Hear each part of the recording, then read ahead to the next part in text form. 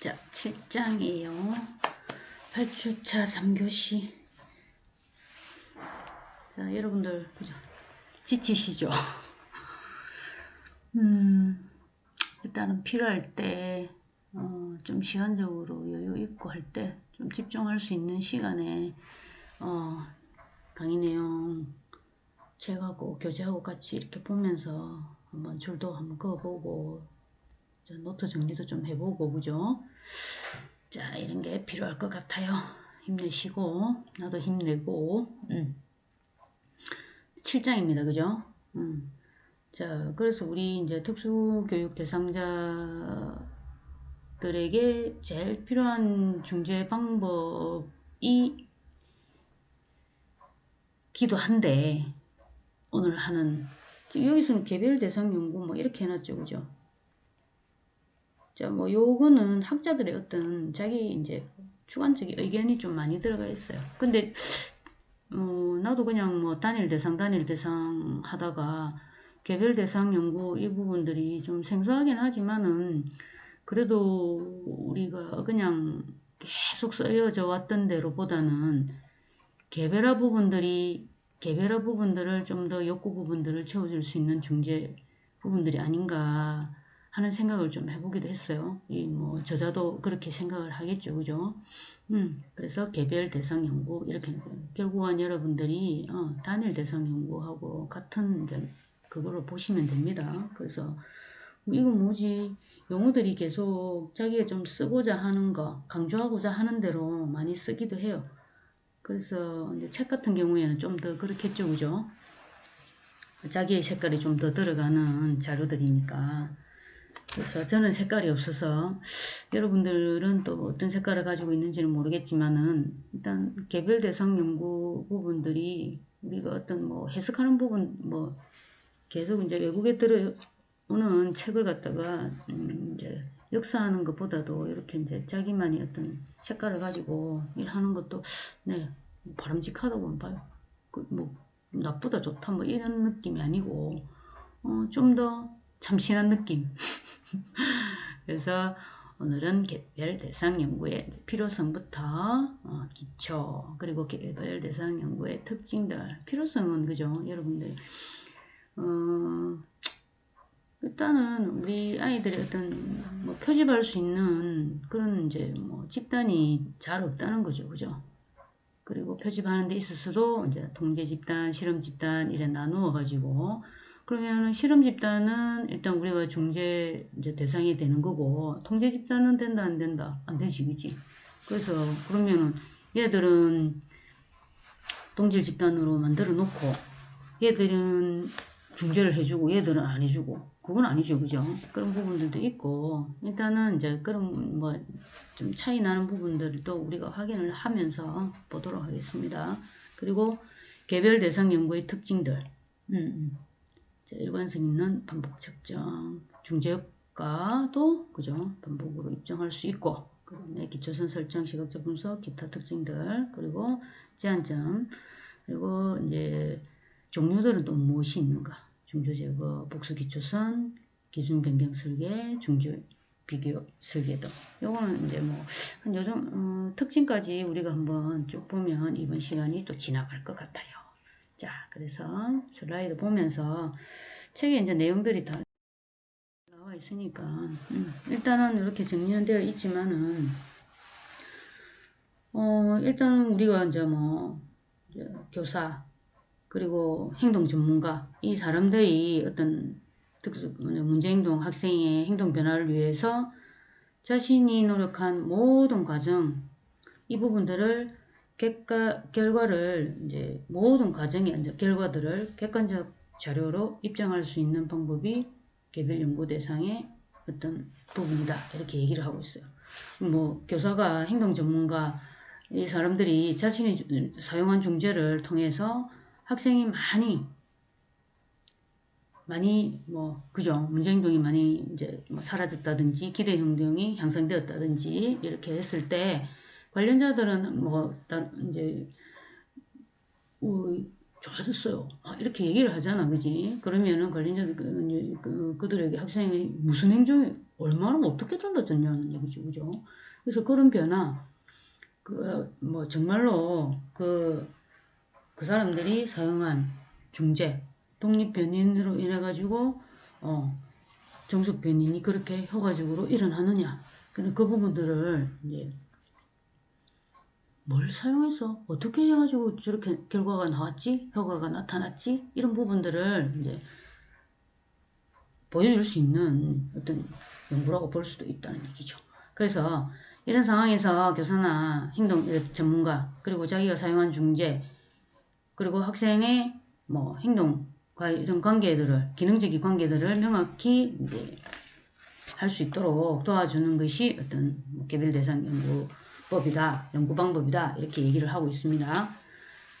그래서 교사가 행동 전문가 교사나 행동 전문가가 개별 대상 연구 방법을 알게 되면은 자신들이 학생에게 적용하는 중재의 효과를 체계적으로 평가할 수 있다.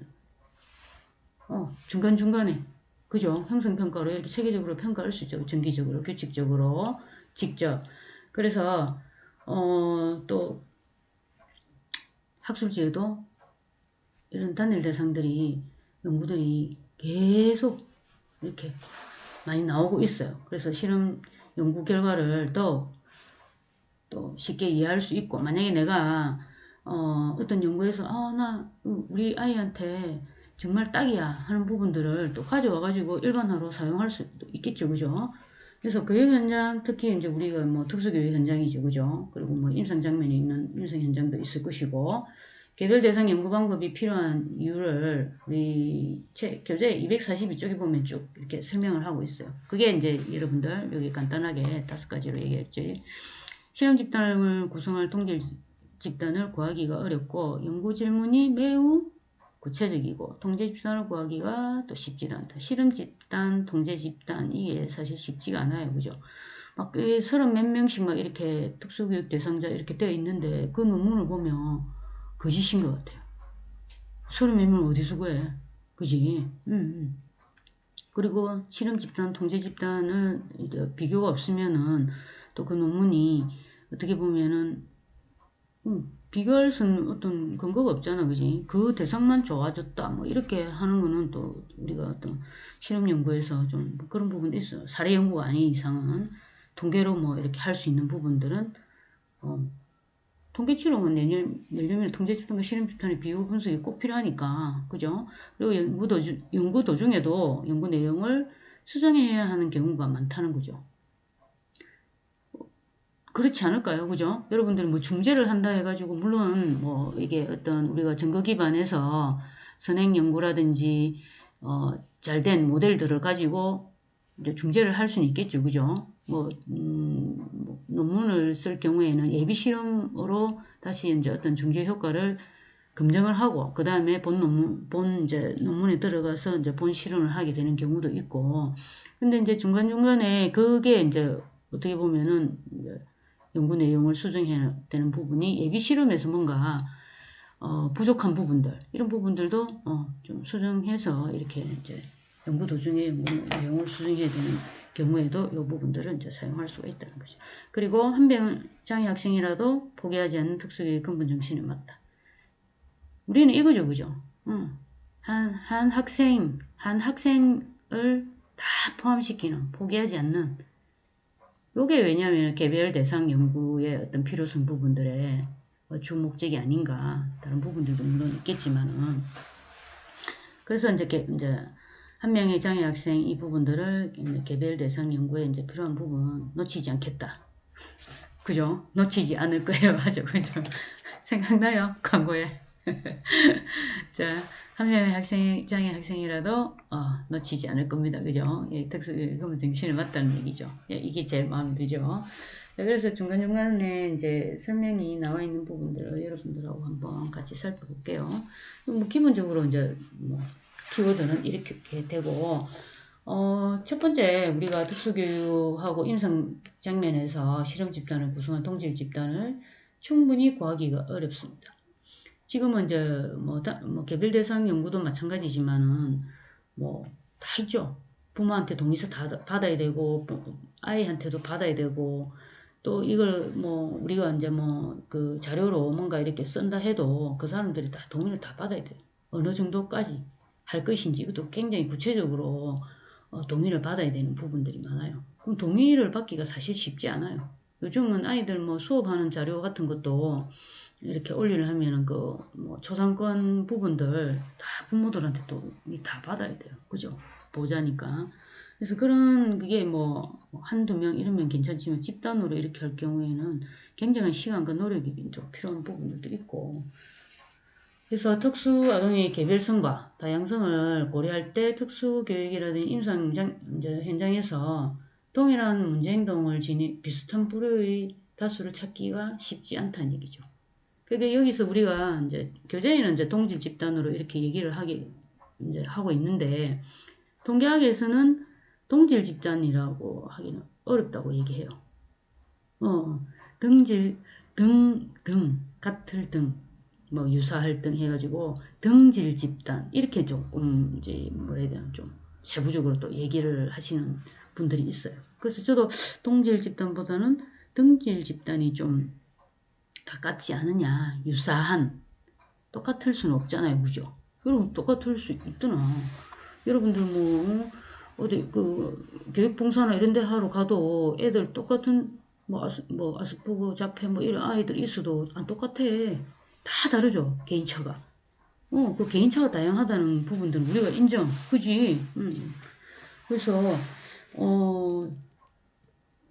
그래서 우리가 이런 이제 비슷한 부류의 다수를 찾기가 어렵기 때문에 소수 대상자로 실험 연구가 가능한 단일 대상, 개별 대상 연구가 필요하다는 얘기예요. 되겠죠? 그리고 이제 두 번째는 특수기밀 및 그 임상 현장에서 이루어지는 행동 문제에 관한 뭐 연구 질문이 대부분 굉장히 구체적이라는 얘기죠. 뭐 여기서 예를 들어 나와 있죠, 그죠? 특수기밀 및 임상 현장에서 다루는 연구 주제는 차별 강화를 통한 머리 찍기. 이 행동들이 굉장히 그거잖아. 상동 행동의 감소, 음식 만들기 놀이를 통한 편식 행동의 향상, 자기 관찰 기법을 통한 한문 아동의 말하기 행동의 향상. 그죠? 주제 자체가 굉장히 구체적이죠, 그죠? 머리 찍기. 자, 용어로 이렇게 탁탁탁 뭔가 할 수 있는 그런 부분들 아니죠. 이거 그래프로 그리기도 좀 힘들어. 그 밑에 다 적어야 되니까. 제목이 너무 길잖아. 그치? 그래서 좀 조작적인 정의 부분들을 그렇게 좀 이렇게 부연 설명하면서 좀 이렇게 간단하게 이렇게 탁 나타낼 수 있는 것도 좀 방법이에요. 그래서 개별 대상에게 실시하는 구체적인 행동에 대한 중재 효과를 입증하고자 하는 경우 개별 대상 연구가 더 유용하다는 얘기죠. 연구 질문들이 매우 구체적이고 제목들이 그죠? 주제 자체가 구체화되다 보니까는 이런 이제 구체적 행동에 대한 중재 효과를 입증할 때 이제 어떤 개별 대상 연구가 이제 유용하게 쓰여진다는 얘기예요. 그리고 그다음 통제 집단 부분들 나오죠, 그죠? 자, 그리고 특수교육 및 임상 현장에서 세 번째, 통제 집단을 구하기가 쉽지 않다. 자, 첫 번째 이유가 동일합니다, 그죠? 그리고 통제 집단을 위해서 동일한 문제를 가진 다수를 구하기도 어렵지만 어떠한 개입이라도 해야 하는 교육 및 임상 현장에서 아무런 중재도 실시 않는 통제 집단을 만든다는 것은 어떻다? 굉장히 윤리에 위배되는 행동이다. 요 집단은 하고 요 집단은 안 한다. 이건 엄마들 난리 나요. 실험, 뭐 연구 공무고 난 난리 납니다. 근데 이제 하고 나서 저 집단을 하겠다. 이렇게 이제 얘기가 잘 돼야 되는데 그것도 못 기다리는 사람들 있어요. 왜? 나 먼저 해도 그러면은 이제 그 통제 집단이 어떻게 돼? 형성이 안 되겠죠, 그죠? 집단이 이제 구성 조건이 안 돼버리면 다시 또 그걸 구해야 된다는 거죠. 대상자들을. 자, 이런 경우에는, 이제 통제 집단을 구성하기 어려운 경우에도 일단은 개별 대상 연구는 또 어떻다고? 유용하게 써야진다. 이렇게 얘기를 하고 있죠. 자, 그래서, 네 번째는, 여기 이제 교육 임상 현장에서도 연구 도중에라도 연구 내용, 중재 내용이죠, 그죠? 수정해야 되는 경우가 많습니다. 이게 왜냐하면은 변수가 계속 생겨요. 근데 이제 어떤 이제 기본적인 틀을 가지고 있으면서 그 부분들을 변수가 안 생기면 참 좋은데 그러지 않을 수가 좀 많아요. 그죠? 자, 그래서 교육 현장에서는 연구만을 위한 연구 진행은 또 이루어질 수 없죠. 그죠? 그게 수업 시간에 그렇게 될 수가 없다는 얘기죠. 그러면 뭐 방과후나 그러니까 아이들이 선생님이 하는 연구에 참여했다. 저는 의사를 표현하는 아이들이 이제 거기에 이제 해당이 되어가지고 하는 거지. 그리고 연구 도중에라도 연구 내용을 바꾸거나 그 외에 다른 결정을 해야 되는 경우가 있는 거죠. 그죠? 그래서 이런 경우에는, 연구 도중에 중재 효과가 없는 것으로 나타나면 중재 내용을 당연히 빨리 바꿔야 되죠. 데이터가 부족하면은 데이터를 더 모아가지고, 안정적인 데이터를 찾아가지고 그 부분들을 이제 자료로 우리가 사용할 때 수정 내용에 이제 포함시키지만 그러지 않을 경우에는 중재를 수정해야 된다 하면 빨리 해주는 게 맞아요. 지켜보는 것도 우리가 어떤 측면에서 지켜봐야 될지 좀 더 지켜봐야 되는지 아닌지 그런 것도 결정해야 되는 거니까. 그래서 중재 효과가 없다. 뭐 기울기나 경향선 이런 부분들이 변화가 없다. 완만한 정도가 아니고 평행이다. 이러면은 안 되죠. 중재라는 말이 들어갈 수가 없는 거야. 그지? 그래서 중재 도중 효과가 없게 나타나면 중재 내용을 바꾸거나 설계 자체의 이제 수정이 가능하게 유연하게 이제 적용을 해야 되겠죠. 그죠? 개별적으로 이제 개별 대상 연구를 사용해야 되는 부분들이 생긴 필요성 부분이라든지 여기에 이제 또 해당이 될 수 있겠죠. 그죠? 자, 그래서 개별 대상 연구가 중재와 측정 방법이 대상에게 개별적으로 적용되고 개별적으로 다 적용이 된다는 거지. 단일 대상 연구. 그래서 절차의 특성상 연구 대상 아동에게 중재를 수행하는 동안에 연구를 진행하는 교사에게 중재 과정 동안에 뭘 해줄 수, 지속적인 피드백을 줄 수 있다는 거죠. 그래서 피드백에 따라서 중재 방법이 바뀔 수 있음을 의미할 수도 있고 독립 변수가 바뀐다는 얘기지. 독립 변수가 바뀐다는 뭐예요? 표적 행동, 목표 행동 이 부분들이 적게 나타나다가도 많이 나타날 수 있는 거죠. 그 피드백 부분들도 그 중간에 중재 안에 그 안에 넣어주면 되는 거죠. 그죠? 그래서 이 피드백이 정말로 우리한테는 그 아이들한테는 중요하죠. 우리한테도 중요해요. 그죠? 여러분들도 중요하죠. 그죠? 피드백. 오늘 너무 열심히 잘하고 있어요. 여러분들 힘드시더라도 여러분들의 능력은 무한대입니다. 이렇게 해주면 참 좋잖아요. 그죠? 아닌가? 맞지, 그지? 자, 여러분들은 젊고 미래도 있고 자, 사범대 힘들죠, 그죠? 힘들지만은 그 나중에 웃을 수 있는 그런 여유, 이 부분들이 여러분들을 지금의 이 고난과 고통과 그죠? 힘듦, 지리함을 다 날려버릴 수도 있죠.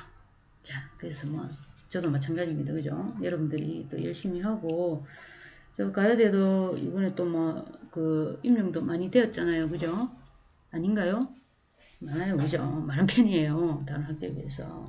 그 정도 하면 국립대도 그만큼 안 나오는데, 자, 자부심을 가지고, 자, 그거는 개인이 얼마나 열심히 잘하느냐. 그거예요. 학교가 좋아서 학교가 안 좋아서 이런 거 아무 상관없습니다. 자기만의 어떤 그걸 가지고 열심히 하는 거예요. 자, 그러면은 다 됩니다. 열심히 하는 사람 앞에는 뭐도 이렇게 할 수 없어요. 방해할 수 없어요. 갑자기 용어가 생각이 안 나서 맨 용어를 하니까 진짜 용어 힘들어 진짜 입에 착착 안 붙어. 자, 그래서 자, 독립 변수가 바뀔 수 있는 거는 중요한 의미예요. 종속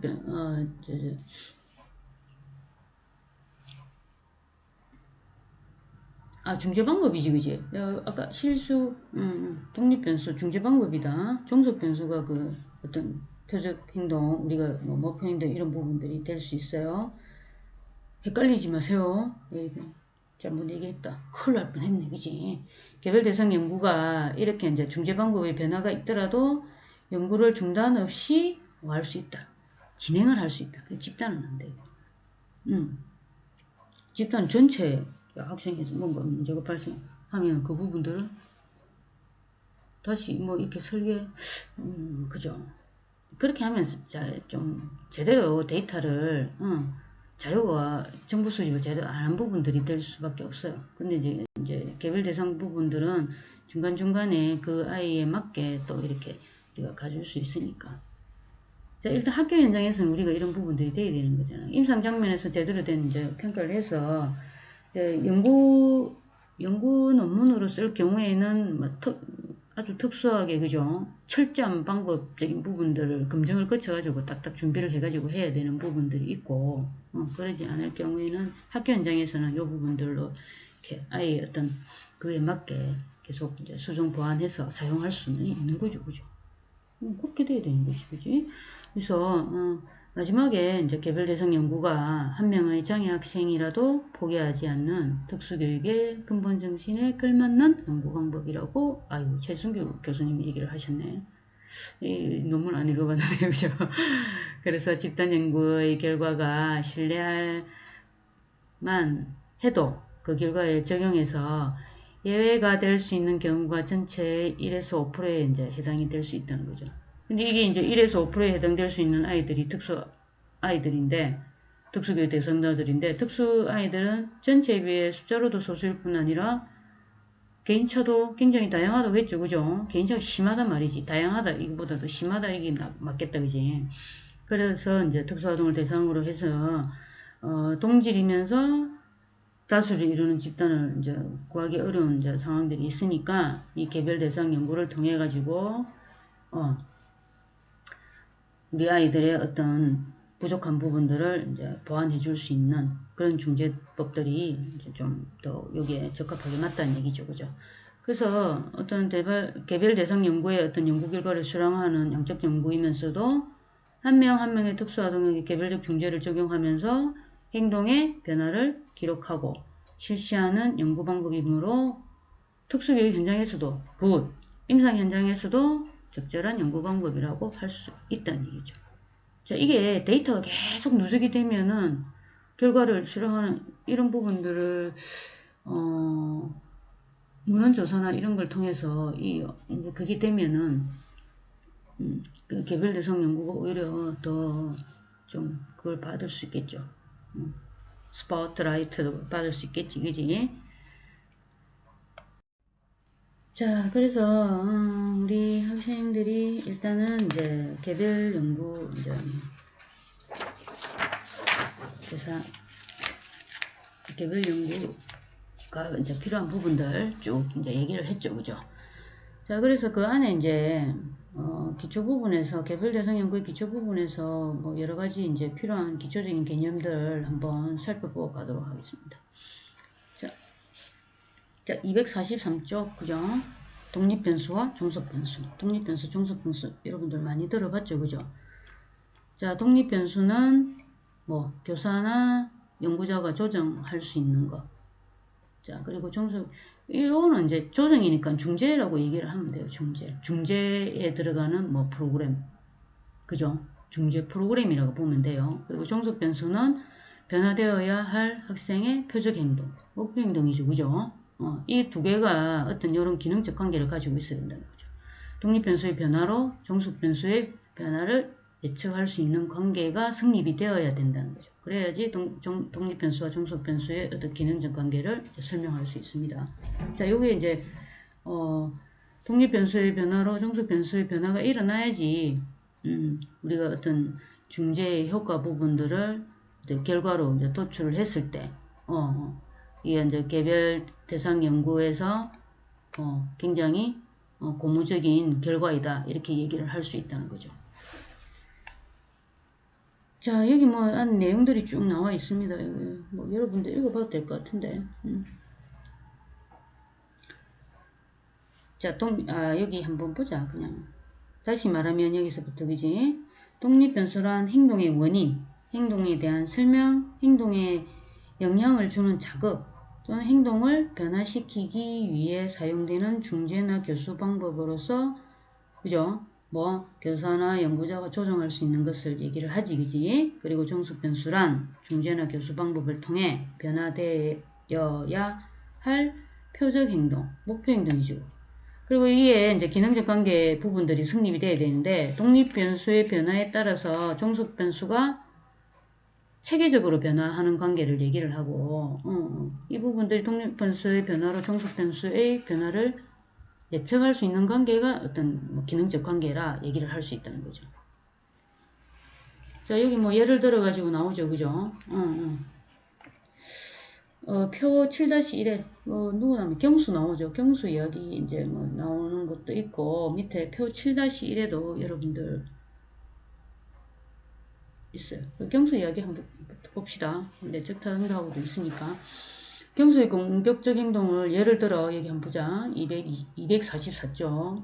경수의 공격적 행동을 감소시키기 위해 타임아웃이라는 중재를 적용했다. 그죠? 여기에서 교사가 조정할 수 있는 타임아웃이라는 중재가 뭐가 된다고? 독립변수. 알겠지? 그지? 그리고 경수의 공격적 행동은 종속 변수가 되는 거예요. 표적 행동이 되는 거죠. 목표 행동.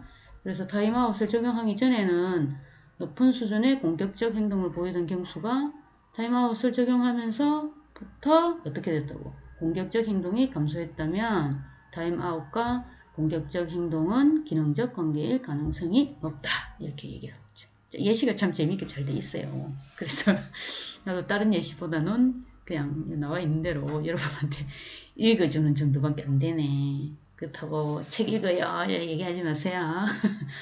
자, 이 왜냐하면 굉장히 담백하게 해놓았기 때문에 이걸 써야 되겠다는 생각밖에 안 들어.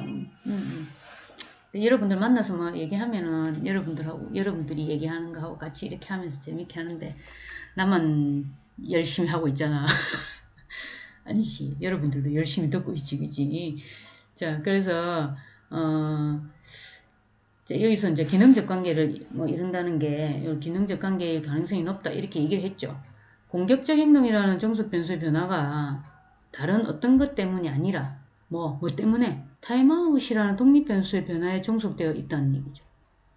다른 변수가 생겨서 그런 게 아니고, 그죠? 그러니까 종속되어 있다. 의존하고 있다. 그걸로 인해서 그걸로 어떻게 된다. 그걸로 인해서 이렇게 된다. 그걸로 인해서 이렇게 된다. 이렇게 된다는 거죠.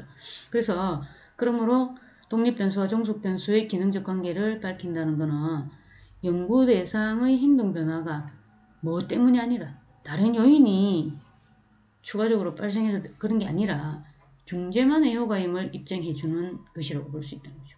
이게 제대로 된 연구예요.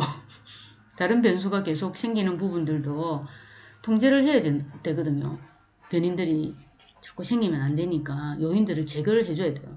그래서 우리가 이제 어떤 종속 변수와 독립 변수 이 부분의 기능적 관계를 제대로 예측해가지고 하는 부분들이 쉽지는 않아요. 왜냐하면 아이들도 환경적인 부분들이 굉장히 영향을 많이 받잖아요. 그죠? 그럴 경우에 아이가 이제 중재를 하다가 집에서 무슨 일이 있었어. 엄마 아빠가 싸워가지고 난리가 났어. 그러면은 이 아이의 어떤 그 내적인 부분에 심리 내적인 부분에 무슨 문제가 발생을 했잖아요.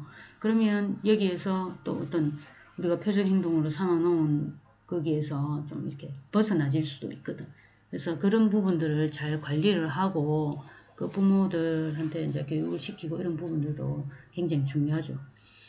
어저께도 특수교육지원센터에서 그 부모님들 좀 상담을 좀 해달라 그렇게 이제 얘기가 왔었는데 일단은 그래요. 이 부모님들이 아이들을 특수교육 대상자로 이렇게 이제 선정하는 것도 참 힘든 부분이에요.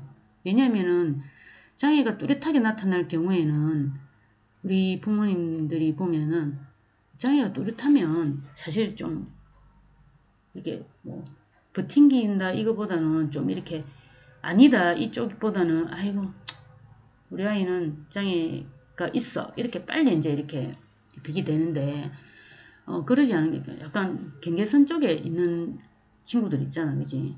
경계선 쪽에 있는 친구들 같은 경우에는 부모님들이 굉장히 머리가 복잡하고 고민도 많고 어떤 결정에 있어가지고 갈팡질팡하는 경우도 많아요. 그래서 아이가 이제 지금 이제 온라인 개학하고 막 이렇게 됐지만은 또 돌봄 교실 해가지고 아이 지금 특수교육 대상자 아이들 또 가는 친구도 있고 하니까 거기에서 이제 어떤 문제가 발생하냐면 지금 계속 코로나로 인해가지고 학교를 못 갔잖아, 그지? 그럼 못 가게 되면 못 간 동안에 어떤 아이들의 뭐 상동행동이라든지 문제행동 이런 부분들이 많아요. 그래서 계속 이제 나오고 있는데 뭐 수업을 할 수 없을 정도로 막 이제 방해를 하고 또 아이들도 다치고 뭐 엄마들도 다른 엄마들도 민원이 들어오고 이런 상태인데 그래 이제 어떤 정서행동장애군에 이제 들어가는 친구죠. 뭐 선생님이 이제 뭐 상담 선생님이나 뭐 선생님이 이제 약물 치료를 권유를 하니까 아예 이제 들으려고 하지 않는다는 거죠. 그래서 왜 우리 아이가 그렇게 약물 치료를 받아야 되느냐. 그런 걸로 이제 어떤 그 사업 계획서를 세워서 저한테 이제 의뢰가 와서 그 부분에 좀 부모 교육을 좀 해줬으면 좋겠다. 그렇게 해가지고 왔었어요. 네, 또 열심히 도와드려야죠, 그죠? 네, 성공할 수 있도록. 근데 왜냐하면은 그거는 사실 그래 아니야 이거는 정말 뭐 간단한 거거든요. 근데 내가 왜 그 부모들이 버팅기고 있겠어요? 내 자식만큼은 그 정도까지는 내가 아니야. 그냥 스스로를 자책하고 스스로를 용서 못하는 거지. 자식이 먼저가 아니고 자기 자신의 감정이 먼저 아직까지는 그렇게 돼 있다는 얘기죠. 우리가 아이들의 어떤 장애를 인정하는 과정까지 참 긴 과정들이 있었잖아요. 그죠? 그게 인정은 아니지만 그 중간중간에 일어나는 많은 심리 내적인 갈등이나 고통 이런 부분들은 어느 누구도 사실 직접 겪어보지 않으면 모르는 거지. 그래서 이제 이런 부분들에 있어가지고 우리 아이들이 안전에 문제가 생길 수 있고 또 더 크게 아이가 마이너스 되는 부분들이 많은 부분들을 좀 어필을 해서 그런 부분들을 좀 학습적인 부분들도 지원해 줄 수 있고 행동적인 부분에서도 아이의 개인의 안녕이나 또래의 안녕 이 부분을 해칠 수 있으니까 그런 부분들에 좀 초점을 맞춰가지고 괜찮다로 이제 이렇게 좀 접근을 해주는 게 좋을 것 같죠. 자, 그래서 종속변수와 독립변수의 구분해가지고 표 7-1에 여러분들 나와있죠, 그죠? 그건 뒤에 그림에 나와 있어. 그리고 내적 타당도와 외적 타당도 이 부분들이 먼저 나와 있어. 이거 딱 설명하고 책에 나오다 이거 하니까 이거는 보면 알 겁니다. 그래서 이제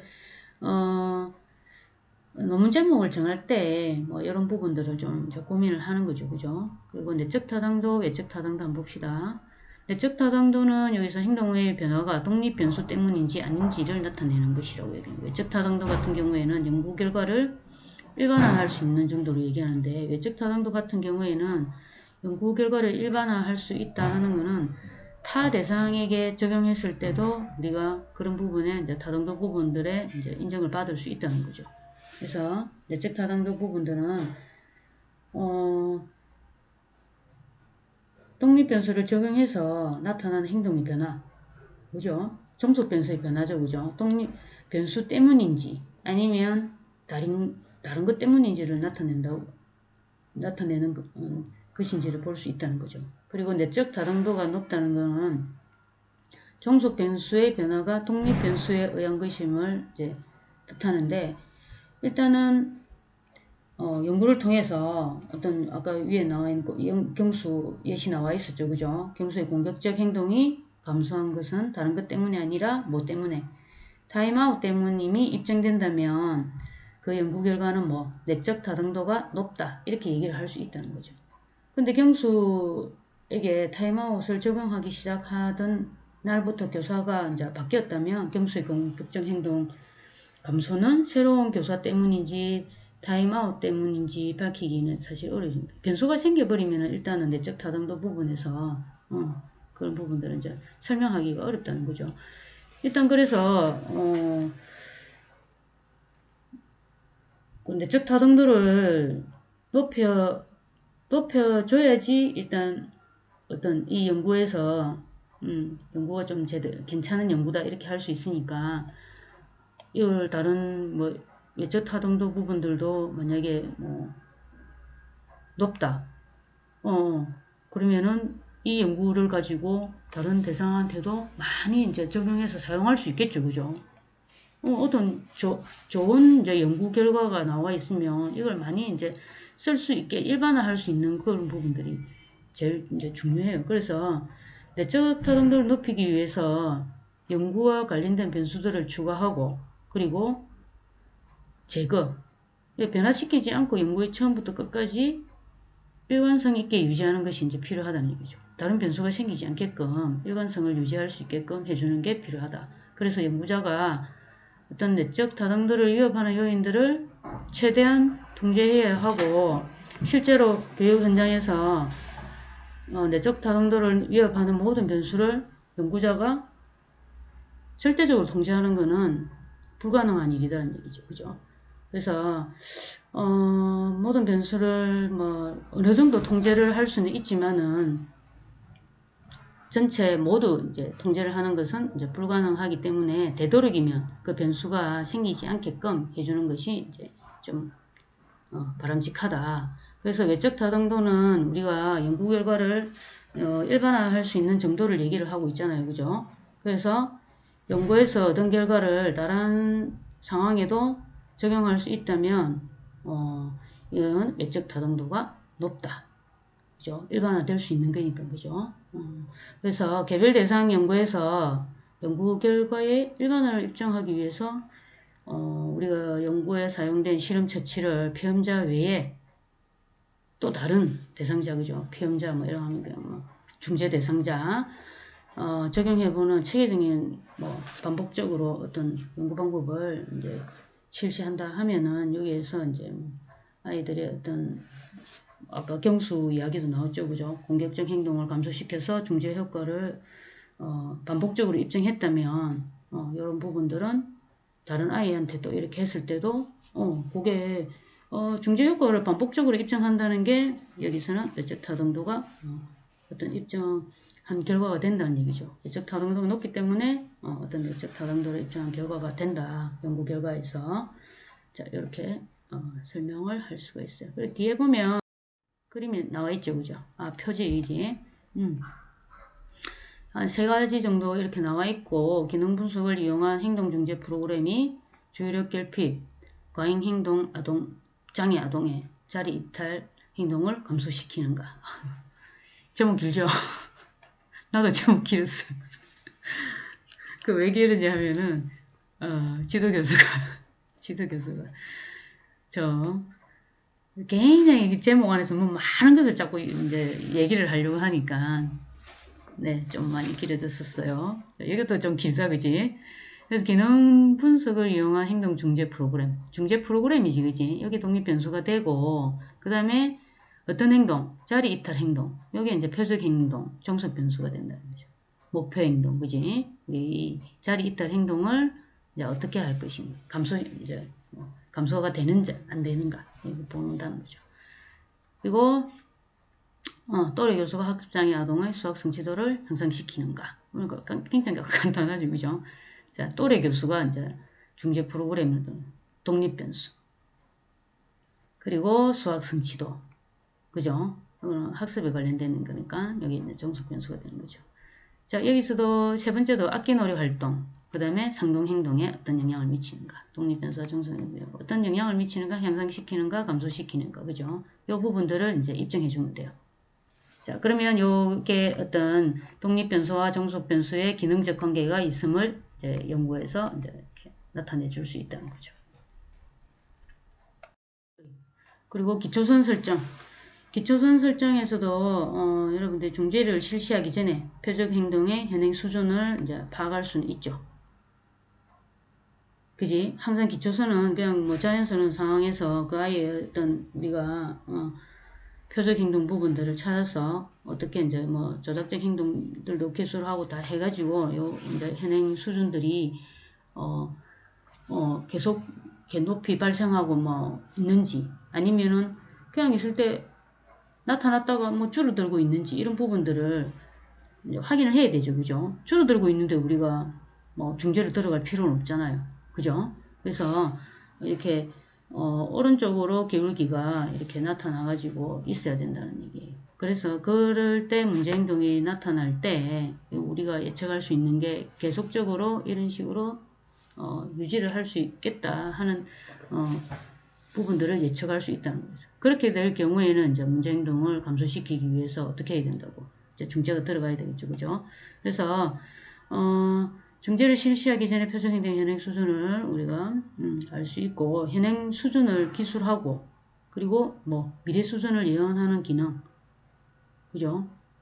그리고 중재 효과를 입증할 수 있는 중요한 비교 이제 기준을 이제 기초선을 설정하는 데 있어 가지고 우리가 알아볼 수 있다. 그래서 누가 나오냐면은 중재 효과를 개별 대상 내에서 비교해야 하는 개별 대상 연구에서는 기초서는 집단 연구의 통제 집단과 같이 중재 효과의 비교 기준의 역할을 이제 해주는 부분들이 있다고 조금 부연 설명을 하고 있어요. 그리고 중재 기간 동안 행동 변화의 자료를 중재 적용 전인 기초선 기간의 자료와 비교해서 중재 효과를 이제 평가한다고 얘기를 하고 있죠.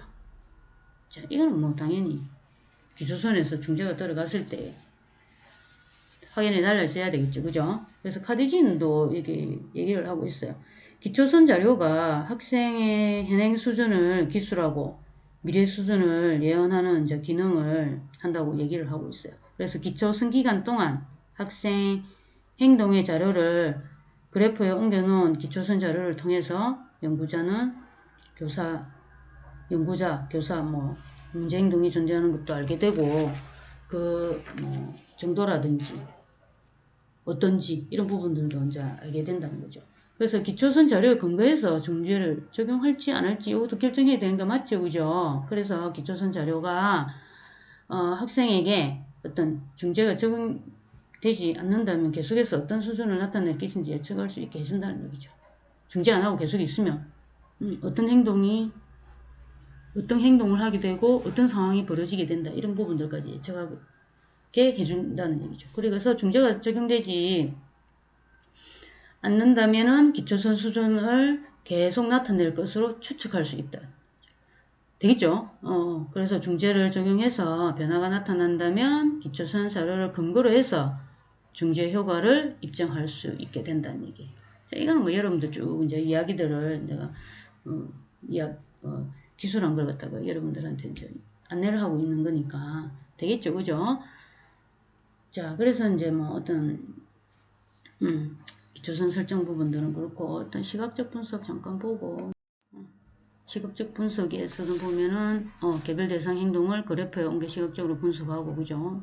그리고 한 실험 단계 내의 자료나 실험 단계 간의 자료 수준 그 다음에 경향, 변화의 정도, 중첩 정도를 분석할 수 있다. 이건 앞에서 우리가 조금 이제 설명했던 거고 그죠?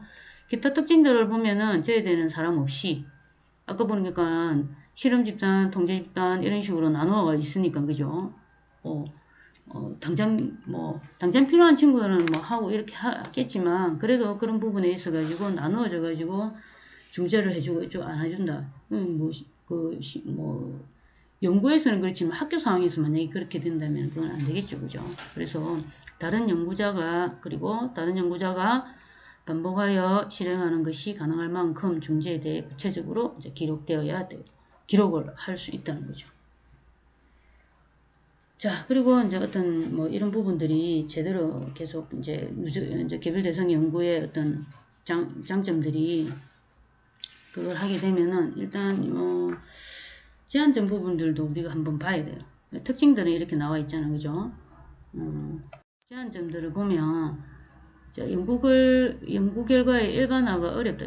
왜냐하면 통계 자료에 근거해서 이런 부분들이 잘 안 나오기 때문에 제한된 사례수로 그죠? 연구의 외적 타당도가 낮은 것은 이제 당연하다고 본다는 거죠. 그래서 항상 논문의 제한점에 사례 연구 같은 경우에는 연구 결과의 일반화가 어렵다. 이렇게 제한점에 항상 쓰여져요. 이거는 필수. 그래서 제한된 이제 사례수로 인해 가지고 연구의 외적 타당도가 낮기 때문에 그죠? 일반화하기 어려울 수 있다는 거죠. 일반화한다는 걸 외적 타당도가 높아야 되잖아, 그죠? 내적 타당도는 높아도 외적 타당도가 낮은 경우에는 일반화하는데 제한이 걸릴 수 있는 거지. 그래서 개별 대상 연구 방법을 사용하는 연구자는 이런 개별 대상 연구에서 얻어진 결과를 지나치게 일반화하려는 시도는 하지 않아야 돼요. 위험할 수 있습니다. 그게 연구 자체가 어떤 결과적인 부분에 어떤 객관성을 잃어버릴 수도 있다는 얘기예요. 그래서